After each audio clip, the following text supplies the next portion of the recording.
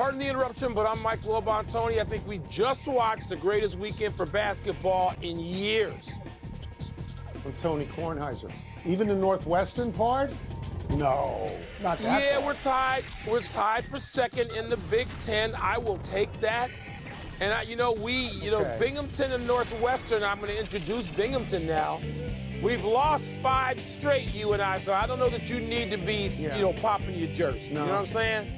No, we lost. No, I'm not going to. We lost to Maine in overtime over the weekend, but Maryland in the second half took you out. Welcome to PTI, boys and girls. In today's episode, baseball adjusts to the pitch clock. North Carolina beats Virginia, and buzzer beaters everywhere. But we begin today with the Los Angeles Lakers making up a 27-point second quarter deficit yesterday to beat the Dallas Mavericks in Dallas, 111-108. NBA teams that have faced that deficit this season were 0-138. Wilbon, you watch this game, you watch every game. What's the bigger story, that the Lakers won or that the Mavs blew it? Tony, the bigger story is that the Lakers won. I mean, the Lakers have to, everybody sort of agrees. They need to win now 15 out of their final 21 games to make the playoffs, to actually get out of the non-play-in section and the play-in section and get to the playoffs, get to 6. They need to do that. So we all agree on that. And the way the Lakers played was great. There was tenacity. LeBron goes down and says he felt something pop, and you're going, oh, my God, in his ankle. But he gets up and finishes the game. There was drama to it. But, Tony, as you know, because I told you this on your podcast this morning, the Dallas Mavericks look like junk. They don't play defense, and their star player, Luka Doncic, a big star, is a big baby. He's whining, he's crying, he's palms up to the officials. The players going the other way, and he's not interested. And Jason Kidd ripped them and ripped him, and good for Jason Kidd as the coach. Because until Doncic learns how to be a two-way player, he's not going to be an MVP and the greatest player of the league. He just won't be. Yeah, this is interesting. I heard you say that we all agree upon something. We don't all agree. That's why I love this show. The biggest story by far is the Dallas Mavericks losing that game. Really? Anyone can make up, let me listen for a second. Anyone can make up a 27-point deficit. That's not important. The Lakers, when they're involved, it's sexier. I give you that. But losing that lead is terrible. You mentioned being on the podcast. It's the first question I asked you. I said, why should I trust Dallas in any game ever? And you said you shouldn't trust them. No, so the Lakers, to me, are the subtext because, as you say, they're going for the playoffs. And now they're 2 games into what LeBron James called the most important 23 regular season games of his career, and they're 2-0. You said, Mike, they had to go 16-7 to get to the playoffs, so now they only have to go 14-7. And by the way, and I'll get out of here quickly, for those people keeping score, Kyrie Irving and Luka Doncic together are now 1-3, and the one team they beat, San Antonio, is probably the worst team in the league, if you're keeping That's score. right. That's right. Luka. And by the way, you said anybody can make up a 27-point deficit. Then how come nobody had done it? Yeah, it doesn't matter who. I know it doesn't matter who, though. About? No, Mike, you were a sports columnist. I was a sports columnist. You head straight for the losing locker room in a game like that. That's where you go. You would. You go to Luka and say, how about playing defense? Let's move to baseball, where the new pitch clock is clearly affecting batters as well. Cal Conley of the Braves thought he had won Saturday's game against the Sox with a walk-off walk, but he was rung up for strike 3 for not being set in the box when the pitch clock dropped below 8 seconds, which is the new rule. Fans booed, but there was something worth cheering for, Tone. The average 9-inning game was down 23 minutes from last season. So, should baseball be concerned or excited? They should be excited. They should be tremendously excited.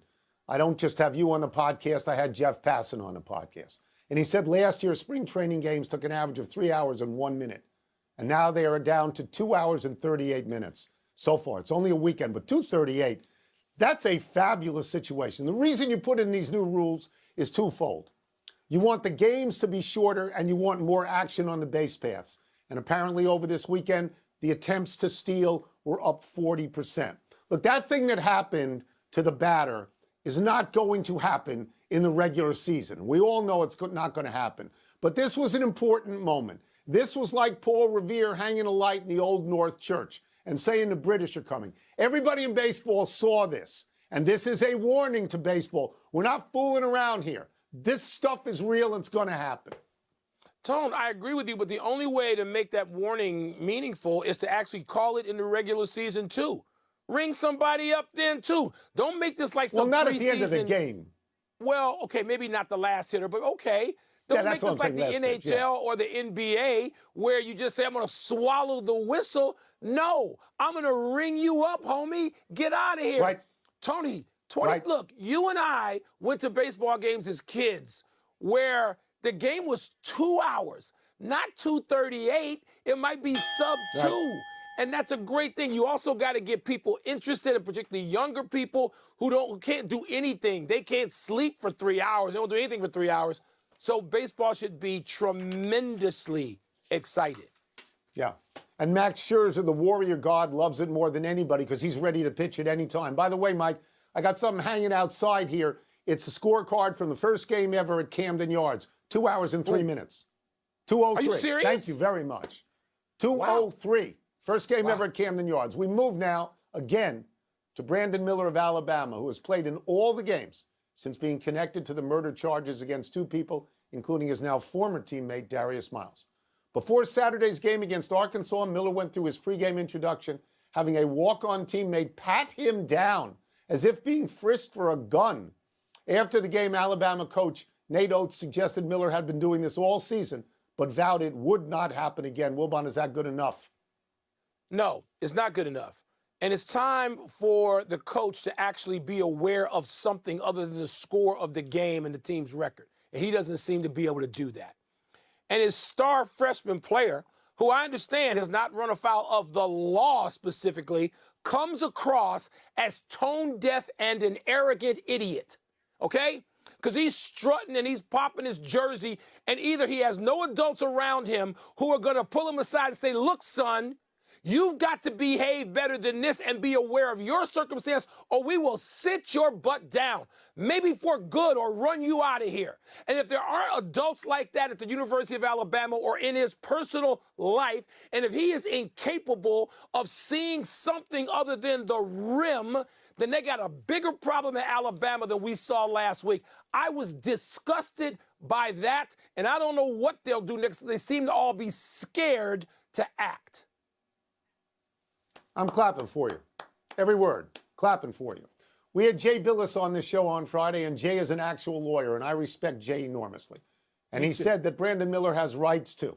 And he said he hadn't been charged with a crime, and he said that Alabama shouldn't have to care about what other schools think about their decision. They should make their own decision, and I'm going to respectfully disagree, as I believe you would as well. And I think that there's a wave coming on this. I watched 2 different nightly news shows over the weekend, and they both dealt with this story, and that surprised me, that it would reach the level of the nightly news. There's a difference, Mike, as you know, in playing a home game at Alabama against an SEC opponent and then going to a neutral site for the SEC tournament and then going to the NCAA neutral site SEC tournament, NCAA tournament. They're not going to stop the questions. They're not going to stop the criticism, and they're not going to stop the heckling. And I think there's more to come. We love our viewers, even the ones who email us. And let me see what's first. Mail time! What was the biggest win of the weekend? North Carolina beating Virginia, Kentucky pounding Auburn, Gonzaga beating St. Mary's, or Indiana topping Purdue? Well, Tony, I'm going to go to Indiana topping Purdue. 1, that's in my wheelhouse in my conference. And 2, as you know, I've said even when Purdue started losing some games like to Northwestern, that Purdue was still a Final Four team. I don't know that anymore. I mean, they've really lost some games here. I did think that Indiana was going to win that game, but people seem to have solved Purdue. They seem to figure out how to swarm Zach Edey. They seem to figure out what to do with those shooters, and Purdue has lots of them. And so I thought that Indiana, holding firm there and saying, no, we're not letting them, and a rivalry, not a phony made-up rivalry, a real rivalry. Where Indiana said, no, we're holding the line here. I thought that was the biggest win, and it's all local, but that was it for me. Yeah, I don't think that's the biggest win because everybody beats Purdue lately. Maryland and Northwestern have beaten Purdue lately. I don't think it's Gonzaga because they're in the tournament. It might be Kentucky because Kentucky has now won 4 games in a row. They beat Auburn by over 30 points, I think, and they're up to 20, so they look like a tournament team. But can you see the color of the tie that I'm wearing?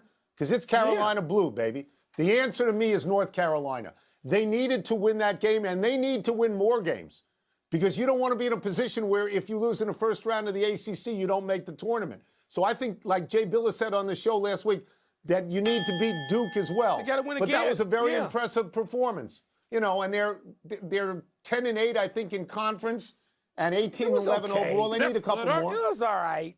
This is not a one-seed Virginia team like 2 or 3 years ago. It was all right. No, it's not. Bigger deal from this weekend. Damian Lillard scoring 71 or the Kings and Clippers scoring 351. Tone, this is hard for me. I watched both these performances, and Damian Lillard, to me, is just, you know how much I love Dame Lillard. I told you this morning people should celebrate him more because he doesn't try to go be part of a super team or say, I got to go latch on to LeBron or ride somebody else's cape. He's going to stay in this relatively small community and be faithful to this community and this franchise and play my butt off, and he does, and I love him for that. Now, the other game, Tony, Sacramento, wow, Sacramento light the beam. I mean, it's amazing what Sacramento's still doing, and the Lakers are coming straight for them if they get to a 6-3 situation. I think we'd both like to see that, but I'm going to go with Dame. 71, come on, man. He put his name up there with Wilt. Well, he didn't put his name up there with Wilt because Wilt, the last time I looked, had 100. So he's 29 down you know to what Wilt. I mean. So let's not Wilt's go nuts got here. all of them. 71 is a lot of points. But if it was so special, Donovan Mitchell wouldn't have had 71 this year, in a year where everybody gets 50 and 60. And it's not 73 like David Thompson. And it's not 81 like Kobe. And it's not 100 like Wilt. But it's a lot of points. But it's against the worst team in the league, Houston. The other game had 2 playoff teams in it. Amazing. And they scored the second most amount of points in NBA history. Not the fourth, the second most. And I think, Mike, when people look back on both of these games, they may value the team games more than the Lillard game. They may. Last one. Maybe so. I think that's legit. I think that's reasonable. Are the Padres paying too much for Manny Machado? Probably $350 million until Machado is 41. Probably, Tony, in just the context of, oh, my God, that's a lot of money. But if you compare it to things like, even Mike Trout, who we think is a better player but who can't even get to the playoffs, Machado at least can seem to get his team that far. Machado's really consistent. He's consistently out there, consistently good. Doesn't seem to be any load management. I mean, Machado's worth having. Absolutely, is it too much money? Okay, but in the context of where baseball salaries are today and paying people till they get to 40, it's probably about right. Yeah. So I think they're paying him too much for too long. I think they'll get 5 or 6 really good years out of him. But like Bogarts, they're being paid till they're 41 years old. And I don't think we think they're going to be out on the field when they're 41 years old. I don't think so either. San Diego has paid 5 different players over this offseason a total of $1 billion. $1 billion. Everybody hates the Yankees for saying, well, they try to buy the pennant. San Diego's trying to buy the pennant. Maybe it will succeed. Maybe this guy, what's his name, Peter Seidler. Maybe Peter Seidler will look like a genius or maybe he'll look like a chump. We're going to see. It's a lot of money. Enough email. Let's take this. The Raiders' defensive end has been to 4 Pro Bowls. He won a Super Bowl with the Patriots in 2015. He led the league in sacks with 17 in 2017 for the Cardinals. And this past season, he was the headline act in what is maybe the worst play of all time. You'll remember the Patriots and Raiders were tied 24-24 with time for just 1 play. The Patriots ran one of those crazy air raid things with everybody flipping the ball all over town. The Patriots started on their own 40, made about 25 yards of progress, and then Jacoby Myers threw the ball backwards and straight to Jones, who went 48 yards in what is officially called a fumble return and won the game. I cannot get enough of this clip. I can get enough of it. I liked him better when he was on the Cardinals anyway. It was bizarre, but these things happen all the time, Tom, with those backward laterals on the last desperate play of the game. And my reaction is, so what? Yeah, well, if you were Mac Jones, your reaction was, what's the number of the car that hit me? Happy anniversary, Tiger Woods. On this day 31 years ago, the 16-year-old Woods made his PGA Tour debut at the Los Angeles Open, which that year was played at Riviera, a course Tiger professes to love, even though he's never won there. Tiger missed the cut after shooting 72-75. Let's go back over that for a second. Tiger was 16 years old. He shot 72-75 in a real pro tournament with PGA Tour pros on a course set up to humble players. Tiger's 2 rounds served notice of the possibility that this kid would be a keeper. 5 years later, Tiger won the Masters, the first of his 15 majors, beginning a 10-year run that had never before been seen in golf. Tony, Tiger's greatness at that stage was every bit as apparent, whether we paid attention or not, as LeBron James's. I mean, Tiger's, every step along the way, there was an announcement. He's coming to get you people, and he did. He did. Happy trails to a bunch of college teams at the buzzer. Let's start with Arizona State's Desmond Cambridge. Pulled up from beyond half court to stun in-state rival and number 7 ranked Arizona in Tucson. Then there was Miami, hitting a corner 3 with 4.9 seconds left to take the lead over Florida State, only to watch the Seminoles, Matthew Cleveland, pull up from well behind the arc and hand the 13-ranked Hurricanes the loss. Florida State had been down 23 in that game. Number 22 San Diego State's Lamont Butler, spoiling the upset bid by New Mexico in the pit. Let's go to the MAC. Tie game between Manhattan and Quinnipiac, and Manhattan's Ant Nelson, yes, Ant, drives right, hits the floater to win for the Jaspers. Okay, to the Summit League. North Dakota State and Western Illinois tied at 69, when North Dakota State's Bowden Scunberg, yes, Bowden Scunberg, ends it with a pull-up from the right side to the Ohio Valley, where Lindenwood University, in its first year in D1, earned its way into the conference tournament as the 8th seed with his 3 from Kevin Caldwell Jr. And from women's college basketball, with just .9 on the clock, Memphis's Maddie Griggs hit this ridiculous catch-and-shoot 3 to stun SMU. And finally, Wilbon, I know you were watching this, 1.5 left, number 2 Indiana, leading number 6 Iowa by 2, and then Iowa's Caitlin Clark buries the 3 to win it for Iowa. Caitlin Clark. And that was an inbounds play. A lot of those others, almost all were scrambles. Caitlin Clark, you draw up a play. You know she's going to get the ball, Larry Bird, and she does, and she buries it. That was scream out loud stuff to me. By the way, we didn't even get to Trae Young, who the winner, or Joel Embiid, my man who you like to just hassle, who throws one in from 70, a fraction after the buzzer goes off, which would have taken that game, too, to overtime. Just a great weekend, which you probably mostly slept through. And as always, Joel Embiid's team lost. We need now to acknowledge the passing of Terry Holland. Holland, who coached Virginia to 2 Final Fours and was Ralph Sampson's college coach, died Sunday at 80. Holland coached Virginia from 1974 to 1990 and competed in the ACC against such coaches as Dean Smith, Mike Krzyzewski, Jim Valvano, Bobby Cremins, and Lefty Driesell, who Holland had played for at Davidson. Holland won 418 games as a college coach, 326 at Virginia. Among the people who coached for or played for Holland and went on to distinguished coaching careers are Craig Littlepage, Jim Larinaga, Rick Carlisle, Jeff Jones, Dave Odom, and Seth Greenberg. Tony, you and I made the drive many times, 2 hours plus, from Greater Washington, D.C. to Charlottesville, Virginia, to watch Terry Holland's teams play. And it was, let's face it was sort of an honor to do that over time. I was in Chaminade when Terry Holland had probably the lowest basketball coaching moment and lost that game. And I stood there and asked Terry, is this the greatest upset ever in college basketball history? And he nodded. He didn't have to say a word. But I just enjoyed his company, his intellect, his passion, just everything about Terry Holland over those years. Honored to have been there for him. I agree. And a kind and gentle man. Liked him very much. Oh, absolutely. We go to the Quinn Snyder as head coach. Is that a good fit? Tony, it depends. Are he and Trae Young going to get along, or is Trae Young going to get him, the third coach, fired too? I would think this would work. Quinn Snyder's really good, and Trae Young's got to know what's facing him. The Commanders cut Carson Wentz. Wow. Where does that go now? DC Defenders in the XFL. He's a big name. People will go to see him. Can't play in the NFL. Bucks co-owner Mark Lasry has reached agreement to sell his portion of the team to the Haslams. Your thoughts about that? The NBA want the Haslams. I realize it bumps up the price of the team totally, but the Washington Post reports the competition committee will consider a proposal to make roughing the passer reviewable. Do you like that? I do, but Mark Maskey writes he doesn't think it'll happen. Last one, Adam Schefter reports your Bears are likely to trade the first pick in the draft. Are you excited for that? Yeah. When I hear the details and when we get the kid from Georgia along the defensive line, who I know Richard Dent loves, I'll be excited then. Details, this is just placeholding now. We're out of time. We will try and do better the next time. Paul O'Donoghue and the Bethpage Golf Group, shout out. I wouldn't go across the street to watch Carson Wentz. Please, I'm Mike Wilbon. Same time tomorrow, Knuckleheads. You can get the podcast on the Apple Podcast. And now, here's Sports. PTS.